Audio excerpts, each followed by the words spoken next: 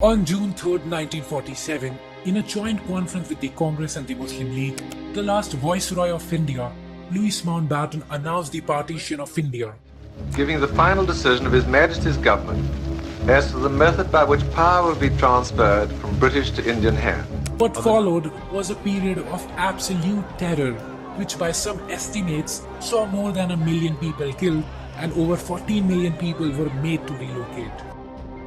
73 years from partition have witnessed 4 wars and a major conflicted area between India and Pakistan. Had partition been avoided, a united India could have saved millions of lost lives and trillions of dollars could have been invested in prosperity of people. According to some studies, united India could have been a superpower by now. But if partition had such a bad consequences, it is important for us to face up to why this catastrophe occurred. Most of the people in India in many textbooks blame Jinnah, the founder of Muslim League. But today we will unravel who are the real guilty men of partition.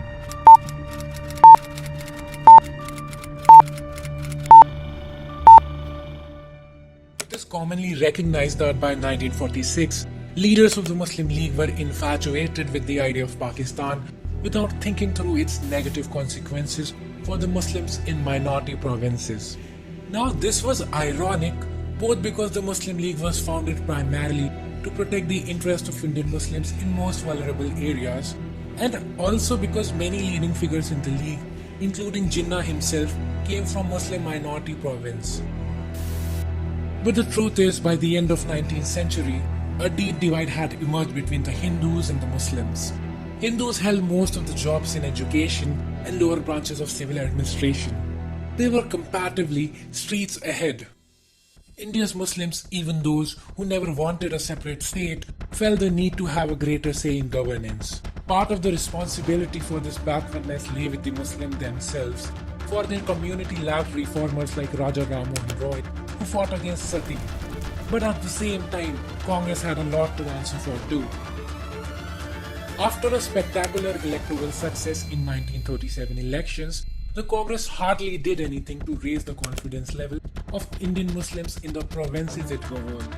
The gross underrepresentation of community in public service continued, as did its backwardness. This is something that Jinnah set out to correct, and this is why Indian Muslims voted for Muslim League across the subcontinent in 1936. Lucknow Pact, as it was popularly known, was arrived at in a joint session of the Congress and the Muslim League in 1916. Jinnah, who played a major role in getting the pact thorough, was hailed as an apostle of Hindu-Muslim unity by Sarojini Naidu. It was the Congress that later repudiated the pact. Jinnah is a cautionary tale for India. His is a story of continuous efforts by the Congress to marginalize him from the early 1920 onwards. Jinnah fought his corner and could convince most of Indian Muslims that it was impossible to trust their future to an overly Hindu India without building safeguards to ensure that their voices be heard. For their own separate state and complete independence from the Hindu majority. Initially, Jinnah wanted to use Pakistan as a bargaining counter to force the Congress to give Indian Muslims a better deal in terms of political representation at the center and in the provinces. However, his two-nation theory took on a life of its own. Now, this is the kind of demand insecure minorities have always made throughout history, be they Kurds in West Asia, Chechens in Russia, Uyghurs in China, and lest we forget Kashmiris in our own country.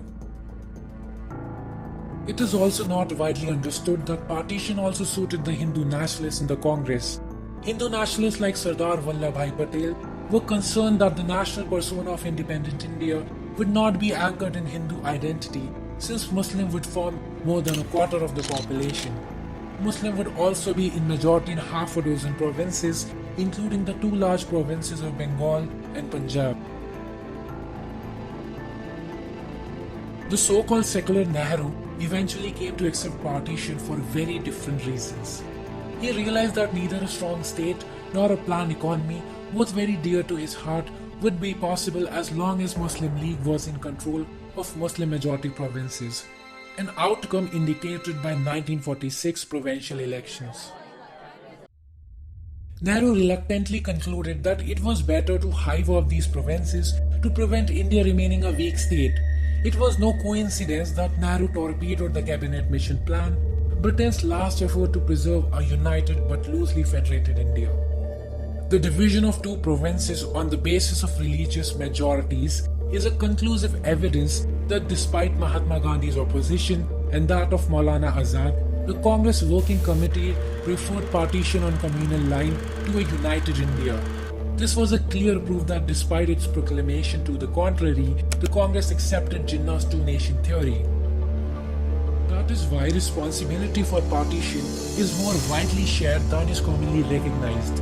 It is not, as some assert, just a Jinnah's ploy to which Indian leaders came. Celebrated the independence of this great nation. Led by Muhammad Ali Jinnah, the new Dominion of Pakistan also celebrated its independence on August 15, 1947.